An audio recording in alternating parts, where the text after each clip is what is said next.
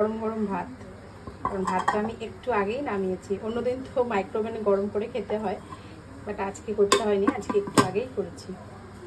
আর এখানে হচ্ছে স্যালাড কেটে রেখেছি, আর এটা হচ্ছে আমড়ার চাটনি। খুব একটা টক না আমড়াগুলো, আর একটু পাতলা পাতলাই করেছি। এটা হচ্ছে আমড়ার চাটনি। আর এখানে হচ্ছে এই যে এটা হচ্ছে কাঁকরোল পোস্ত, মানে কাঁকরোলটা ভালো করে ভেজে নিয়ে আমি সর্ষে আর পোস্ত দিয়ে বানিয়েছি, ধনেপাতা না দিয়ে। এটা কিন্তু খেতে কিন্তু খুব ভালো লাগে গরম ভাত দিয়ে।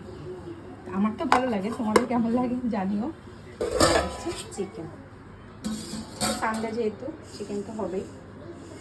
এই হচ্ছে চিকেনটাও আজকে একটু পাতলা পাতলা রেখেছি, মানে ঝোল রেখেছি। আর নামানোর আগে দিয়ে দিয়েছিলাম হচ্ছে